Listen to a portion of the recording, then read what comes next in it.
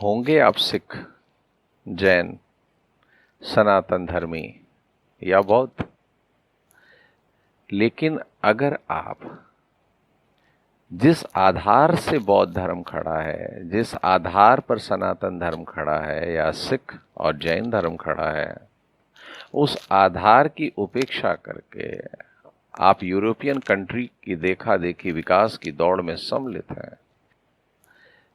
इस प्रकार की शिक्षा की तरफ आप ललायित हैं जो आपको भौतिकता में विकास दे, तो काहे का जैन, काहे का बौद्ध, काहे का सिख, काहे का सनातनी।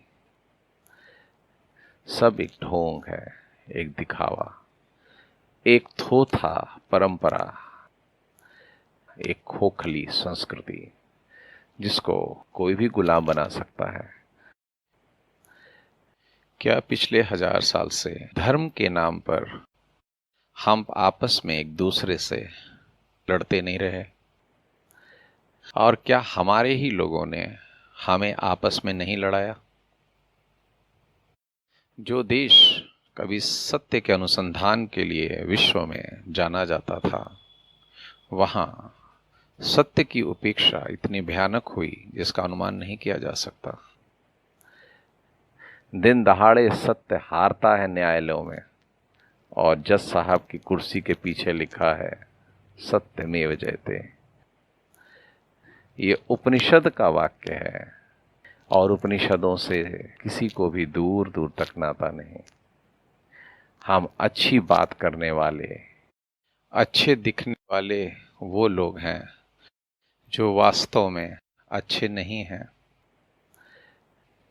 आज धर्म पे, अध्यात्म पे भारत में चर्चा नहीं हो रही, ऐसा नहीं है, लेकिन वह चर्चा भी धनोपार्जन के लिए हो रहा है। वह चर्चा भी भौतिक सोच के अंतर्गत हो रहा है। आप सुने, हमारे देश के जो प्रतिष्ठित बड़े बड़े महात्मा हैं, वो यही कहते हैं कि अगर आप मेडिटेशन करेंगे, ध्यान करेंगे, तो और अच्छे ढंग से अपने संसार के काम को नियोजित कर पाएंगे, जिससे अधिक धन संग्रह हो पाएगा। आप शांति पूर्वक अपने जीवन को ऐसे जिएंगे जिससे आपके परिवार और रिश्ते सुधरते चले जाएंगे। जिन ध्यान और मेडिटेशन को कर करके व्यक्ति परम वैराग्य को उपलब्ध होता था, उस ध्यान और समाधि को लगवा करके आज के कलयुगी संत आपके जीवन में अच्छे संसार की प्रतिष्ठा कर रहे हैं। है ना मजेदार बात? कहाँ तो ध्यान समाधि का अंतिम परिणाम मोक्ष, परमात्मा और वैराग्य बताया जाता था, और कहाँ ध्यान और समाधि का अंतिम परिणाम आपके पति पत्नी के संबंध को सुधारने में किया जा रहा है। आप अपनी कंपनी में बेहतर परफॉर्मेंस दे पाएं, इसके लिए किया जा रहा है। आप अपने हेल्थ को सुधारें, इसके लिए किया जा रहा है। ऐसा नहीं है कि ये सब नहीं होता है, लेकिन उस परम सत्य को खोजने वाले और परम सत्य को पाने वाले में इस सब की रुचि कहाँ रह जाती है?